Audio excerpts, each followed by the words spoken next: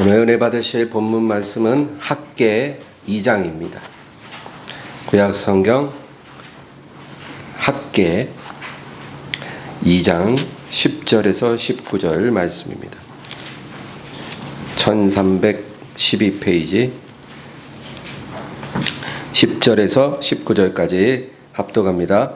다리오 왕 제2년 아홉째 달 24일에 여호와의 말씀이 선지자 학개에게 임하니라. 이르시되 만군의 여호와가 말하노니 너는 제사장에게 율법에 대하여 물어 이르기를 사람이 옷자락에 거룩한 고기를 쌓는데 그 옷자락이 만일 떡에나 국에나 포도주에나 기름에나 다른 음식물에 닿았으면 그것이 성물이 되겠느냐 하라. 학개가 물음에 제사장들이 대답하여 이르되 아니니라 하는지라. 학개가 이르되 시체를 만져서 부정하여진 자가 만일 그것들 가운데 하나를 만지면 그것이 부정하겠느냐 하니 제사장들이 대답하여 이르되 부정하리라 하더라. 이에 학개가 대답하여 이르되 여호와의 말씀에 내 앞에서 이 백성이 그러하고 이 나라가 그러하고 그들의 손의 모든 일도 그러하고 그들의 거기에서 드리는 것도 부정하니라. 이제 원하건대 너희는 오늘부터 이전 곧 여호와의 전에 돌이 돌 위에 놓이지 아니하였던 때를 기억하라. 그때에는 20고루 곡식 더미에 이른즉 10고루 뿐이었고 포도주 틀에 50고루를 기르러 이른즉 20고루 뿐이었느니라. 만군의 여호와가 말하노라. 내가 너희 손으로 지은 모든 일에 곡식을 마르게 하는 재앙과 깐부기 재앙과 우박으로 쳤으나 너희가 내게로 돌이키지 아니하였느니라. 너희는 오늘 이전을 기억하라. 아홉째 달 24일 곧 여호와의 성전 지대를 쌓던 날부터 기억하여 보라. 곡식 종자가 아직도 창고에 있느냐? 포도나무, 무화과나무, 석류나무, 감람나무의 열매가 맺지 못하였느니라. 그러나 오늘부터는 내가 너희에게 복을 주리라. 아멘. 할렐루야. 우리가 아브라함이라는 사람을 알고 있습니다. 이 아브라함이라는 사람이 우리에게 너무나 중요한데요. 이 아브라함을 부를 때 우리가 믿음의 조상이라고 그러지 않습니까? 믿음의 조상. 아브라함은 믿음의 사람이었어요. 그래서 믿음을 따라 사는 모든 사람들의 조상이 되었습니다. 조상이라는 말은 원조라는 말이죠. 원조. 우리의 롤 모델이 된다는 거예요. 우리가 어떻게 믿음으로 살아야 할까? 아브라함이 롤 모델이 된다, 그 얘기입니다. 성경에 아브라함이 하나님을 믿음에 이것을 그의 의로 여기시고 아브라함이 하나님을 신뢰했거든요. 그러니까 하나님이 아브라함을 의롭게 여겨주셨다. 아브라함이 하나님을 믿었기 때문에 하나님이 그를 받아주셨다, 그 얘기예요. 여러분, 우리가 하나님 앞에 연락되기 위해서는 어떤 행위를 가지고 나아갈 수가 없어요. 행위를 가지고 하나님 앞에 나아가는 사람은 다 넘어지게 돼 있어요. 어떻게 나아가요? 하나님을 신뢰하는 거예요. 내 삶에 주어진 모든 것이 하나님이 내게 주신 가장 좋은 것이다라는 거죠. 그래서 하나님을 신뢰하는 거예요. 내가 건강해도 하나님을 신뢰하고 지금 내가 건강하지 않아도 그것이 나에게 유익하기 때문에 하나님이 주셨다는 거죠. 그래서 하나님을 신뢰하는 거예요. 내가 가난해도 신뢰하고 내가 부족해도 신뢰하는 거예요. 왜? 하나님이 내게 가장 좋은 것을 주심을 믿기 때문에. 내가 생각할 때 좋은 것이 아니라 하나님이 보실 때 가장 좋은 것을 가장 적당한 때에 하나님이 주신 거거든요. 우리가 그거를 신뢰하면 마음의 쉼을 얻을 수 있는 거예요. 할렐루야. 그래서 이런 믿음에 있어서 아브라함이 우리의 롤 모델이 되는데, 여러분, 하나님을 믿는 것과 아는 것은 다릅니다. 이 하나님을 믿는 것과 아는 것이 다르다는 걸 우리가 알아야 돼요. 안다는 것은 뭐예요? 보이는 걸 보인다고 하는 거예요. 들리면 들린다 하는 거예요. 있는 거는 있다 그러고 없는 건 없다 그러는 게 아는 거예요. 그렇죠? 이 세상 사람들은 아는 걸 따라 살아요. 좋은 자리가 보이면 그 좋은 자리로 가고, 그렇죠? 맛있는 음식이 보이면 맛있는 음식 먹으러 가요. 어느 식당에 갔는데 맛이 없어. 그러면 그 다음에는 그 식당에 안 가겠죠. 그게 바로 아는 거예요. 그런데 믿는다는 건 뭐냐면 눈에 보이거나 귀에 들리는 것에 기반하는 게 아니고 약속에 기반하는 거예요. 약속. 약속에 기반하는 게 바로 믿음이에요. 그래서 여러분 결혼식 할 때 결혼 서약하잖아요. 신랑이 신부에게 서약하고 신부가 신랑에게 서약하죠. 그게 뭐예요? 평생 내가 이 사람을 사랑하겠습니다. 그 약속이에요. 그래서 신랑은 신부의 약속을 믿고 신부는 신랑의 약속을 믿는 게 결혼식이잖아요. 그래서 약속에 기반한 것, 그것이 믿음이다. 하나님이 아브라함에게 보여주신 것이 뭐예요? 하나님이 아브라함에게 환상으로 아브라함의 자녀들이 엄청 많아질 걸 보여주신 게 아니에요. 아브라함 생애에 하나님이 자녀를 주시지 않았어요. 그리고 100세 아들 하나 주신 거예요. 그 아들 하나만 보여주신 거예요. 근데 하나님이 아브라함에게 약속을 할 때 뭘 보여주셨냐면은 밤하늘의 별들을 보여주셨어요. 요즘은 별 다 셀 수 있어. 별이 하도 없어갖고. 근데 우리 어릴 때만 해도 제가 어릴 때 그 인왕산 앞에 살았거든요. 그 인왕산 앞에 이제 저희 집이 있었고 옥상이 있었어요. 2층 집 옥상이 있는데 그 여름에는 옥상에다 돗자리를 쫙 깔고 이제 반스만 입고 올라가서 탁 돗자리에 누우면 이제 어머니가 막 수박도 썰어서 오시면 막 가족들이 먹고 그런 아름다운 기억이 있어요. 근데 그 여름밤에 그 옥상 돗자리에 누워서 하늘을 보면 진짜 별들이 와글와글해요. 너무 많아서 셀 수가 없어. 근데 아브라함 시대에는 더 많았을 거예요. 수천 개의 별이 하늘에 그냥 깨알같이 쫙. 근데 하나님이 그 별을 보여주면서 저 하늘의 별을 세어보라. 네가 만약에 그 별들이 세어진다면 장차 너의 후손들도 셀 수 있으리라. 그거예요. 하나님이 아브라함에게 보여주신 건 별들이에요. 그리고 내가 너에게 복을 주어 너의 후손이 이와 같이 되게 하리라. 약속을 주신 거예요. 예, 별만 보여주시고 약속을 주셨는데 아브라함이 그것을 믿었다는 거예요. 그 믿음을 하나님이 기쁘게 보셨다. 여러분, 그래서 우리는 지식으로 사는 자가 아니라 믿음으로 사는 자가 돼야 되는 것입니다. 그 믿음의 근거가 뭐예요? 하나님 말씀이에요. 하나님이 우리에게 주신 약속의 말씀이 우리의 믿음의 근거예요. 너 왜 그렇게 사니? 너 이렇게 참 때도 안 좋은데 이렇게 꼭 교회 꼭 가야 하니? 예배 꼭 그렇게 드려야 하니? 좀 집에 좀 있으면 안 되겠니? 너 뭐 그렇게 네가 열심히 믿어야 하니?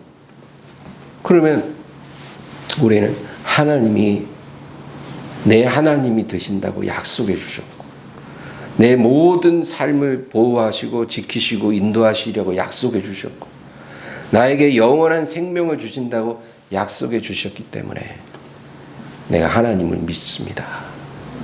그러면 그 말을 듣고 아멘 하는 사람도 있지만 돌았네 돌았어 이런 사람들도 있을 거 아니에요. 그 사람들은 믿음으로 사는 게 아니라 그냥 지식으로 사는 사람들이에요. 사람은 결코 믿음의 대상이 될 수가 없습니다. 왜냐하면 약속을 지키지 못하기 때문이에요.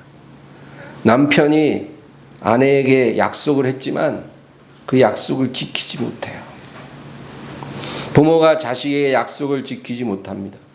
자식도 부모에게 약속을 못 지키고, 친구가 친구에게 약속을 못 지키고, 사업을 하는 동업자가 동업자에게 약속을 못 지키는 게 사람이에요. 그래서 사람은 약속을 지키지 못하기 때문에 믿음의 대상이 아니고 용서의 대상이요, 사랑의 대상입니다. 그냥 용서하고 사랑해야 돼요. 사람은 뭐 약속 못 지켰다고 막 원한을 품고 살지 마세요. 뭐 여러분은 잘 지킵니까? 늘 지키셨어요? 그러나 하나님은 우리가 믿음의 대상으로 여길 유일한 분입니다. 왜? 약속을 지키실 수 있기 때문에. 한 번도 약속을 어기신 적이 없기 때문에. 우리가 믿을 대상은 하나님이십니다. 베드로가 그물을 던지는데 예수님이 오셔서 배에 올라타셔서 뭐라 그러냐면 깊은 데로 가서 그물을 내려라 그러셨어요.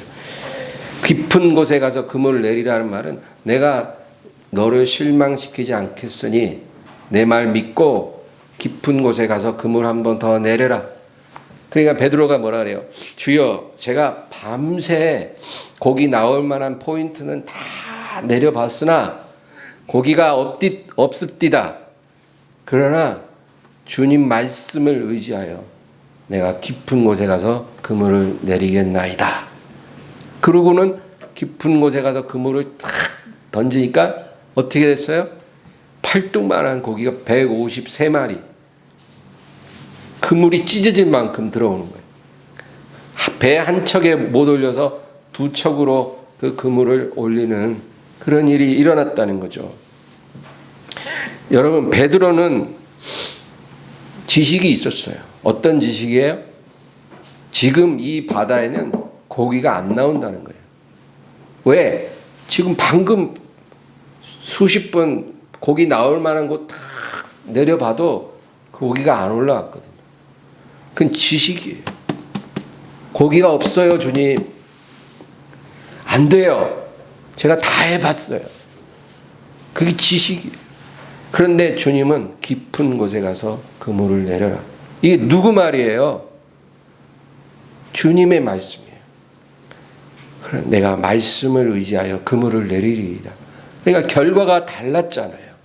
이것이 바로 하나님 자녀들의 삶이에요.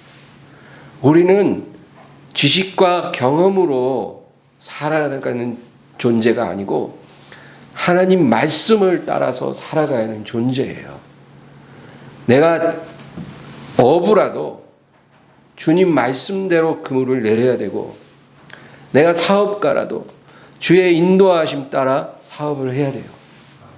목사라도 주의 인도하심 따라 말씀을 증거해야 돼요. 여러분, 우리가 말씀에 순종하면 그 즉시로 어떤 결과물을 얻을 수도 있지만 어떤 경우에는 그 약속이 성취되기까지 정말로 오랜 시간이 걸리기도 해요. 베드로는 말씀에 순종해서 그물을 내리자마자 그냥 막 고기가 대박이 터졌지만 인생이 항상 그러면 얼마나 좋겠어요. 그런데 하나님이 우리에게 약속하시고 성취될 때까지 오랜 인내의 시간이 걸리는 거예요. 어떤 약속은 2000년이 지나야 성취되기도 해요. 어떤 약속이 그럴까요? 내가 반드시 너희에게 다시 오리라. 주님 그 약속하시고 구름 사이로 올리신 때가 언제냐면 AD 30년이에요. AD 30년. 그때 예수님이 하늘에 올라가신 거예요. 제자들에게 내가 반드시 너희에게 다시 올 것이니. 그리고 천사들이 옆에서 갈릴리 사람들아 어찌하여 하늘을 쳐다보느냐. 너희 앞에서 올라가신 예수는 올라가심을 본 그대로 구름을 타고 다시 오시리라. 이게 약속이거든요. 근데 아직까지도 지금 2021년이 됐는데 이제 10년만 지나면 딱 2000년 돼요. 약속 성취가 안 되는 거예요. 그러나 여러분 2000년 기다려서 성취되지 않은 약속이 성취될 날이 오게 될 것입니다. 이것이 하나님의 약속이에요. 하나님이 우리에게 복을 주신다고 약속하셨잖아요. 내가 너희에게 생명을 주겠다고 약속했잖아요. 내가 너희와 영원히 함께하리라고 약속했잖아요. 그 약속을 받았으면 그 약속을 받은 사람답게 당당하게 즐겁게 기쁘게 살아야 할 줄로 믿습니다. 그냥 당장 내가 좀 힘들다고 해서 막 낙심하고 그냥 기가 팍 죽어가지고 너무 그러지 말고 힘을 내시기를 바랍니다. 오늘 본문은 이제 바벨론에 70년 포로 생활을 한 유대인들이 유대 땅으로 다시 귀환을 합니다. 여러분 잘 아시다시피 BC 586년에 바벨로니아가 유대를 멸망시켰어요. 바벨로니아의 느부갓네살 왕이 유대를 함락시키고 모든 사람을 다 포로로 끌어갔어요. 그때 끌려간 사람들이 다니엘과 세 친구들, 그렇죠? 또 에스겔, 뭐 이런 사람들이에요. 그래서 유대 땅은 완전히 폐허가 되고, 그리고 완전 그냥 무지랭이들만 몇 명 남겨놓고, 그리고 다 포로로 끌려간 거예요. 그러고 난 70년이라는 세월이 흘러요. 여러분 70년이라는 세월은요 엄청난 세월이에요. 70년이 지났다면 이제는 그 유대인들의 고향은 예루살렘이 아니고 바벨론이에요. 70년 살았으면 모든 기반이 다 거기 있는 거예요. 뭐 사업의 거래처도 다 거기 있고, 거기서 이제 아버지와 아들이 다 뿌리 내리고 산다는 거예요. 친구들도 다 거기 있고, 친척도 다 거기 있고. 그런데 5만 명가량의 유대인들이 예루살렘으로 귀환을 합니다. 그중 대부분은 다 바벨론에서 출생한 사람들이에요. 여러분 지금 미국에서 출생한 우리 한국인들 있잖아요. 그들이 겉모양은 한국인이지만 속은 완전 미국인이에요.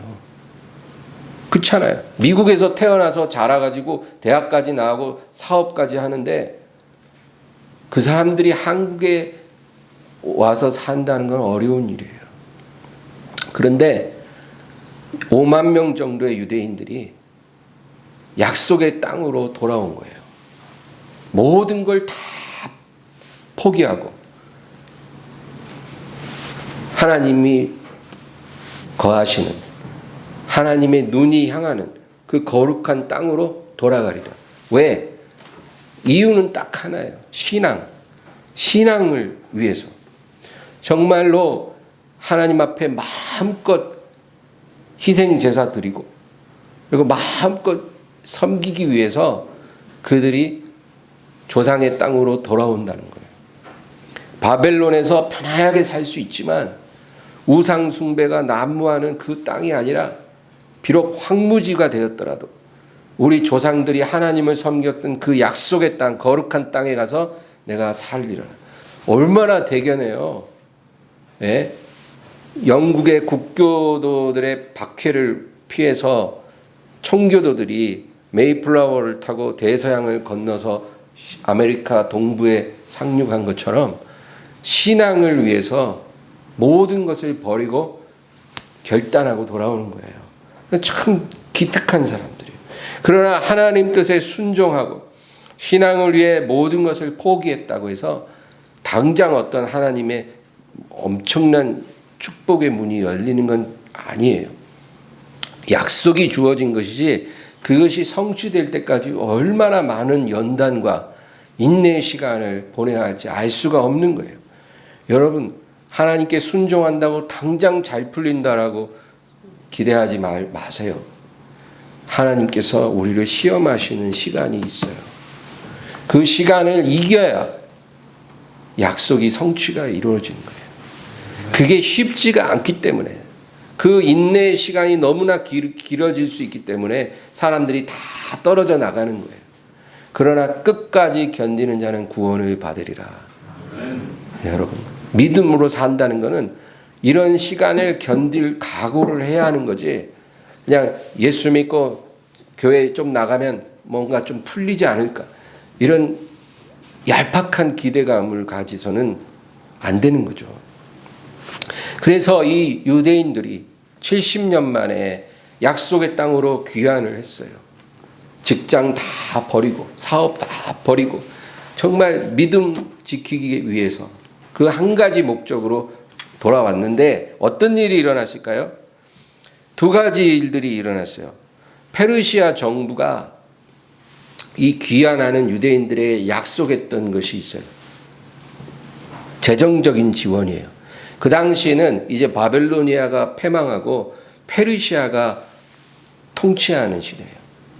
그래서 페르시아의 고레스 왕이 모든 끌려온 포로들은 각자가 자기가 원하는 대로 자기 고향으로 돌아가기를 허락한다. 얼마든지 이주하는 것을 허락하노라.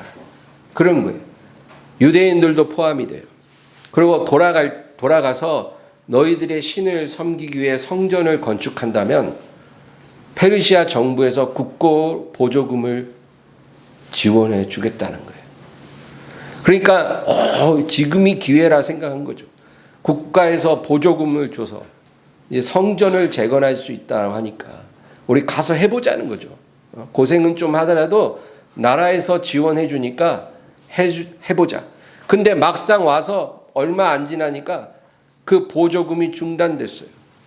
왜냐하면 이제 왕이 바뀌었거든. 고레스 왕이 아니라 다리오 왕이 됐는데, 다리오 왕이 이제 전쟁을 준비하고 있거든요. 그러니까 물자를 아끼기 위해 모든 보조금을 다 중지시켰어요. 약속된 재정적 지원이 끊겼다, 그 말입니다. 또한 그 유대 땅 주변에는 누가 살고 있었냐면은 사마리아 사람들이 살고 있어요. 사마리아 사람들은 하이브리드예요. 그러니까 유대인 혈통과 이방인 혈통이 막 믹스된 그런 사람들이에요. 그 사람들과 유대인들은 아주 상종을 안 해요. 서로가 막 원수 보듯 해요.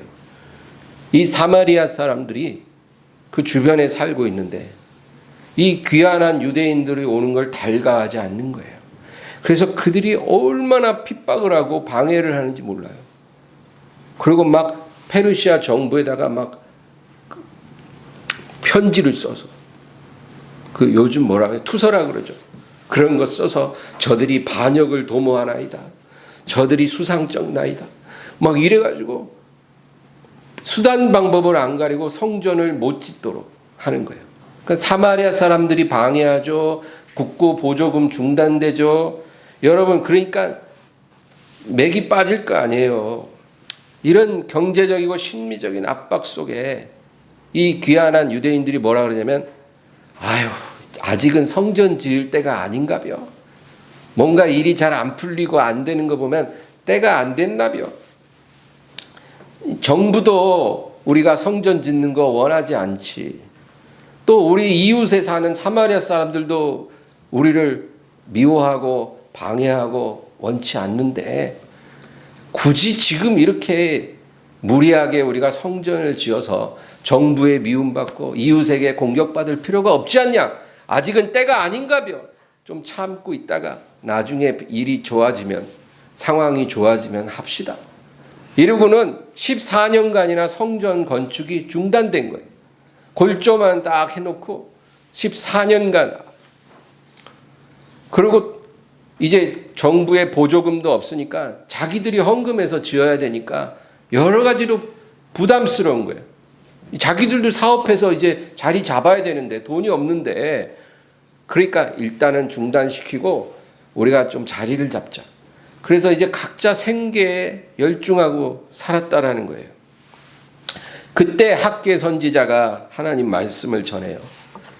1장 우리 학계 1장 2절에서 9절까지 한번 읽어볼까요? 1장 2절에서 9절까지입니다.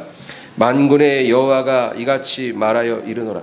이 백성이 말하기를 여호와의 전을 건축할 시기가 이르지 아니하였다 하느니라. 여호와의 말씀이 선지자 학개에게 임하여 이르시되 이 성전이 황폐하였거늘 너희가 이때에 판벽한 집에 거주하는 것이 옳으냐. 그러므로 이제 만군의 여호와가 이같이 말하노니 너희는 너희의 행위를 살필지니라. 너희가 많이 뿌릴지라도 수확이 적으며 먹을지라도 배부르지 못하며 마실지라도 흡족하지 못하며 입어도 따뜻하지 못하며 일꾼이 삭슬 받아도 그것을 구멍 뚫어진 전대에 넣음이 되느니라. 만군의 여호와가 말하노니 너희는 자기의 행위를 살필지니라. 너희는 산에 올라가서 나무를 가져다가 성전을 건축하라. 그리하면 내가 그것으로 말미암아 기뻐하고 또 영광을 얻으리라. 여호와가 말하였느니라. 너희가 많은 것을 벌었으나 도리어 적었고 너희가 그것을 집으로 가져갔으나 내가 불어버렸느니라. 나 만군의 여호와가 말하노라. 이것이 무슨 까닭이냐. 내 집은 황폐하였으되 너희는 각각 자기의 집을 짓기 위하여 빨랐음이라. 아멘. 하나님이 뭐라 그러냐면 너희가 아무리 열심히 일해도 수확이 적고 삭슬 받아도 구멍 뚫린 전대에 넣음같이 되는 이유가 무엇이냐면 내 집은 황폐하나 너희는 각각 자기 집을 짓기 위해 빨랐습니다.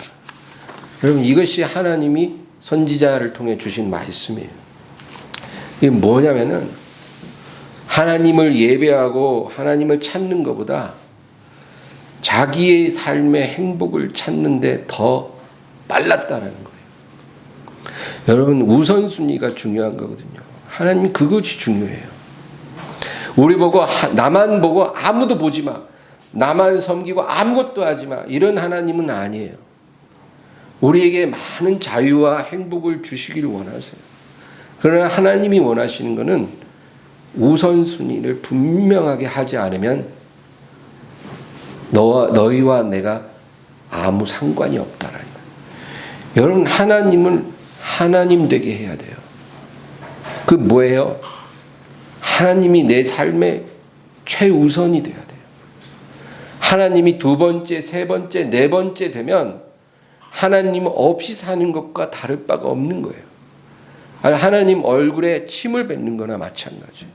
할 것 다 하고 시간 남을 때 기도할게요. 할 것 다 하고 피곤하지 않으면 교회 갈게요. 이렇게 산다면 그건 하나님을 섬기지 않는 것과 다를 바가 없는 거예요. 그래 하나님이 뭐라 그래요? 너희가 그런 식으로 나를 섬기려면 차라리 성전 문을 닫아라.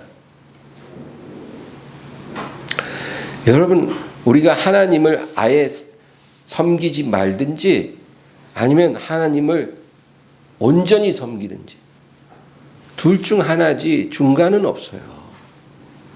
그렇다고 당장 내가 이렇게 부족하다고 해서 여러분을 막 제가 정죄하는 게 절대 아니에요.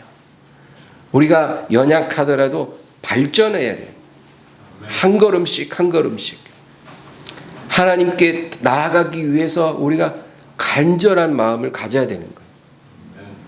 그러면 하나님이 우리를 긍휼히 봐주시고 끌어주시는데 그럴 마음도 없다라는 것. 그것이 하나님을 슬프시게 하는 거죠.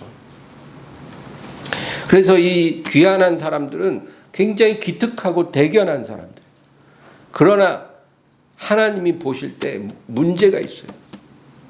조금만 어려움이 오니까 하나님을 향한 모든 예배를 중단시켜버리고 그러고는 자신의 행복을 찾기에 바빴어요.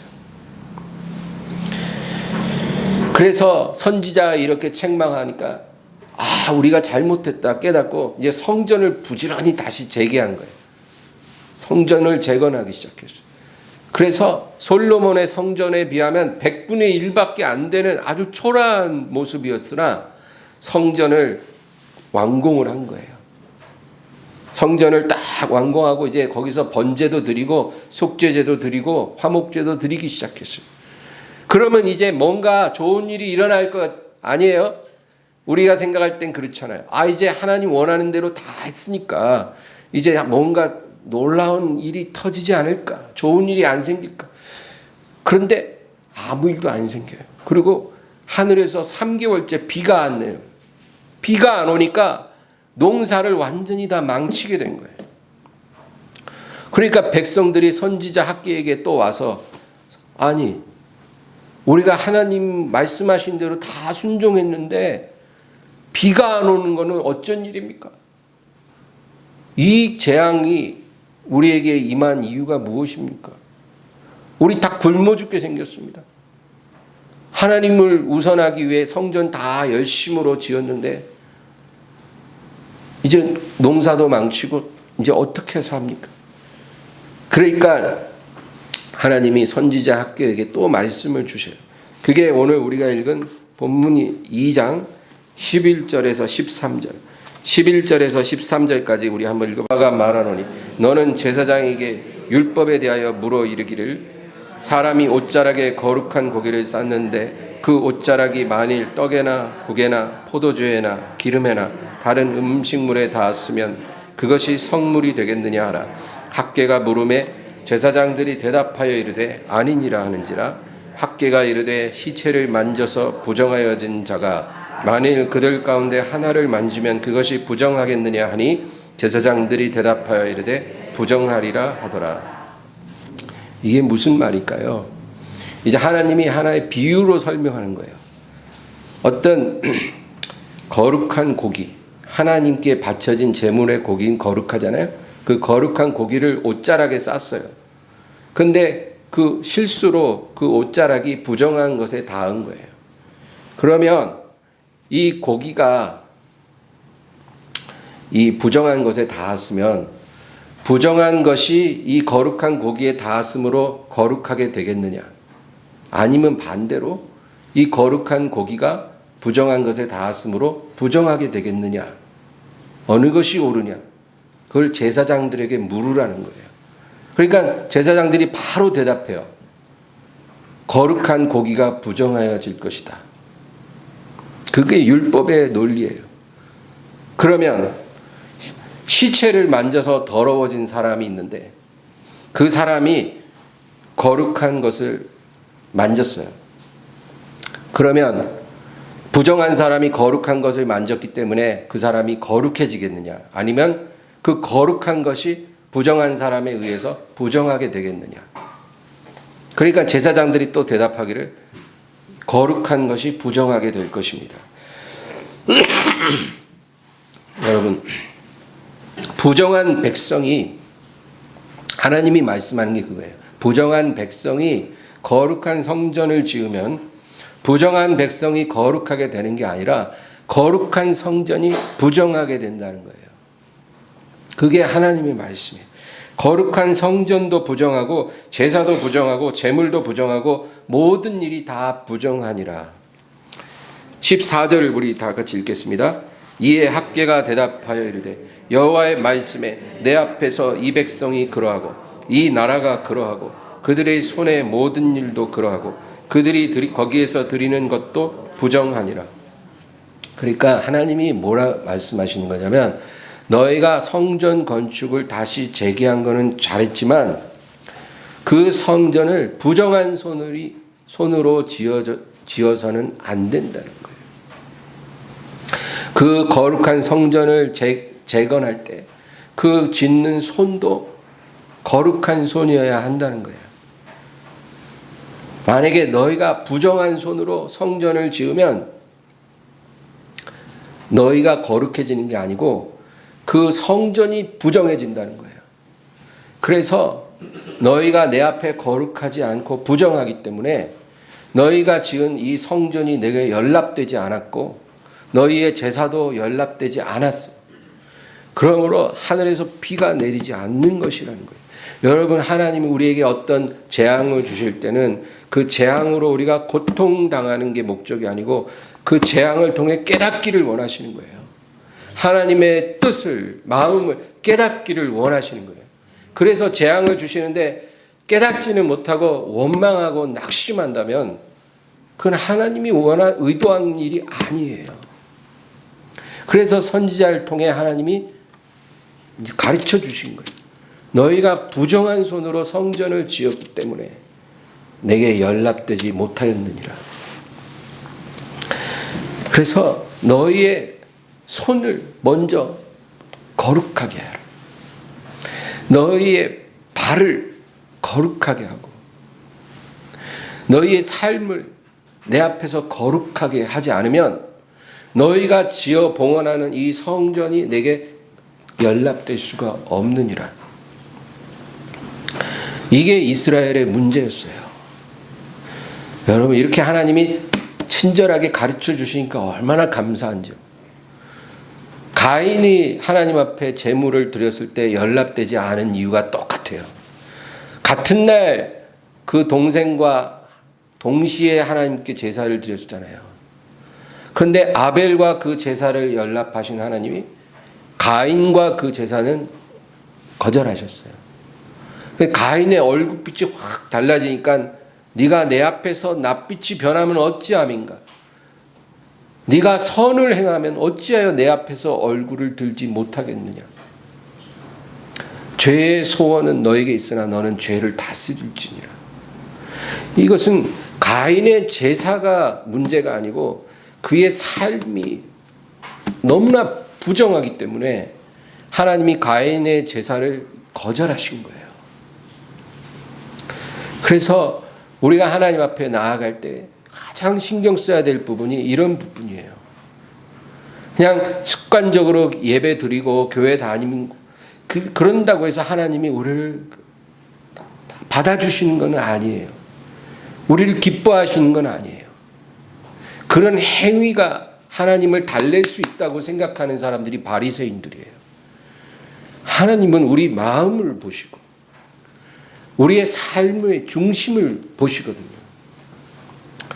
우리가 하나님 앞에 온전하게 설 때 우리의 예배도 제사도 헌신도 하나님이 받으시는 제물이 되는 것입니다. 그래서 여러분, 아간이라는 사람이 죄를 범했잖아요. 아간의 죄. 무슨 죄인지 아시죠?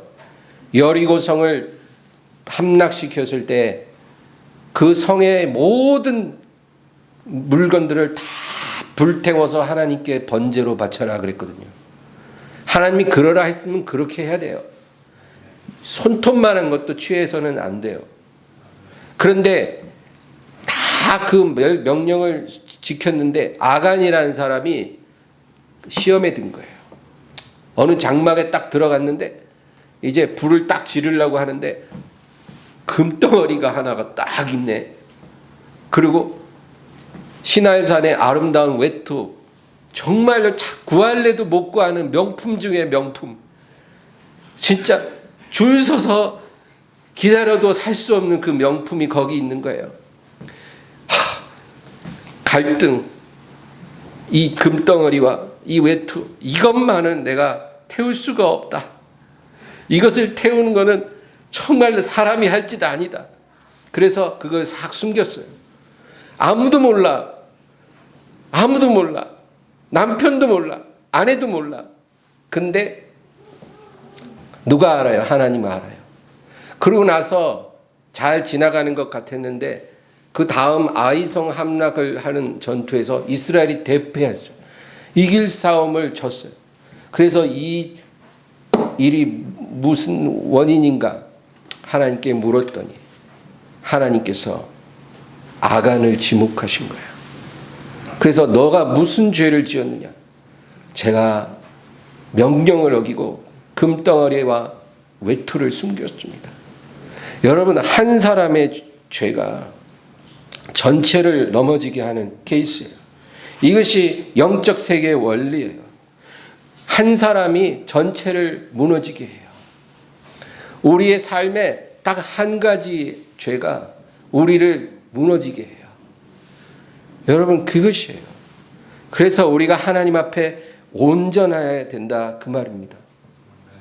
하나님 앞에 온전하기 전에는 우리가 하나님을 향해 드려지는 이 예배도 기도도 연락이 되지 않아요. 그러면 목사님, 저는 너무나 연약해서 그런 하나님의 높은 수준에 도달할 수가 없어요. 그런데 여러분, 완전한 것과 온전한 것이 달라요. 완전하다는 것은 흠이 하나도 없는 거예요. 우리는 그 완전함을 얻을 수가 없어요. 저나 여러분 똑같아요. 저도 매일 실수하고 매일 죄져요. 그냥 저녁에도 회개하고 아침에도 회개해요. 형식적으로 회개하는 게 아니라 아주 구체적으로 회개해요. 하나님, 제가 어제 우리 기도팀하고 이야기하다가 입술로 실수한 게 너무 많아요. 제가 그 말 안 해야 되는데 이 주둥아리가 또 실수했어요. 용서해 주세요. 저 그런 회개 늘 해요. 그리고 또 실수하고 조심하려고 해도 또 실수하고 게을러요. 새벽에 일어나지 못했어요. 저도 늘 실수해요.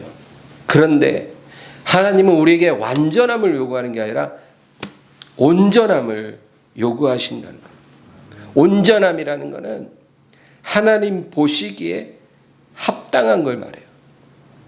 하나님이 우리를 보실 때 합당한 거. 여러분, 부모가 자식에게 완전한 걸 요구하는 부모가 어디 있어요? 온전한 걸 요구한 거예요. 기본 해라, 기본. 도리를 해라.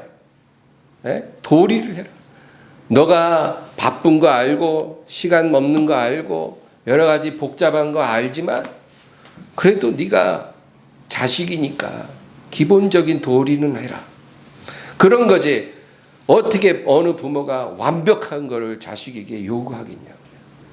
하나님도 똑같아요. 하나님 보시기에 합당한 것을 원하신다는 거예요. 만일 너희 마음이 너희를 책망할 것이 없으면 너희 마음이 담대함을 얻고 무엇이든지 원하는 것을 그에게로 받나니. 그거예요. 너희 마음이 책망할 것이 없는 것. 하나님 보시기에 완전하진 않아도 적어도 우리 양심이 우리를 책망하지는 않아야 된다는 거예요. 우리가 그런 사람이 될 때 하나님께서 우리를 축복해 주신다. 오늘 본문 19절을 우리 다 같이 읽을까요? 19절입니다. 곡식 종자가 아직도 창고에 있느냐? 포도나무, 무화과나무, 석류나무, 감람나무가 열매를 맺지 못하였느니라. 그러나 오늘부터는 내가 너희에게 복을 주리라. 아멘. 이제 이스라엘 백성이 깨달았어요. 그리고 하나님께 돌아가기를 원해요. 그러니까 선지자가 하나님 말씀을 전해요. 이제부터 너희가 뿌리는 모든 씨앗, 너희가 심는 모든 나무에 내가 결실을 주리라. 하나님이 원하는 모습으로 우리가 돌아오면 이제부터 내가 너희의 문을 열어주리라. 너희에게 남은 씨앗이 있느냐? 종자가 있느냐? 뿌려라. 이제는 거두리라. 할렐루야. 이게 하나님 말씀이에요. 이 학계와 동시대에 하나님 사역을 한 스가랴라는 선지자가 있어요. 바로 밑에 스가랴서 있죠. 1장 3절 우리 한번 볼까요? 스가랴 1장 3절 바로 아래요. 그러므로 너는 그들에게 말하기를 만군의 여호와께서 이같이 이르시되 너희는 내게로 돌아오라. 만군의 여호와의 말이니라. 그리하면 내가 너희에게로 돌아가리라. 만군의 여호와의 말이니라. 너희는 내게로 돌아와라. 그러면 내가 너희에게로 돌아가리라. 여러분, 하나님께 돌아오라. 하나님께 돌아간다는 것은 뭐예요? 두 가지예요. 하나님을 우선순위로 두는 거예요. 무엇을 하든 우리가 어떤 사람이든 간에 하나님이 우선이 돼야 돼요. 하나님을 예배하고 하나님의 말씀을 귀 기울이고 하나님 앞에 간절함으로 기도하는 이 삶이 하나님을 우선으로 여기는 삶이에요. 그런 사람으로 돌아오라는 거예요. 그리고 하나님을 욕되게 하지 말라는 거예요. 너의 입술로 하나님을 욕되게 하지 말고 너의 삶이 하나님을 욕되게 하지 마라. 하나님께 돌아오라는 의미예요. 너희가 이렇게 돌아오면 내가 너에게로 돌아가리라. 여러분, 우리가 정말로 원하고 원해야 될 게 하나님을 우리에게로 돌아오게 하시는 거예요.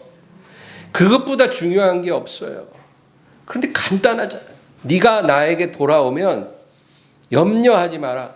내가 너에게로 돌아갈 것이니라.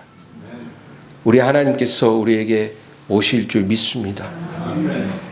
오늘 말씀을 생각하면서 우리 간절히 합심해서 기도합니다. 주여, 주여, 주여.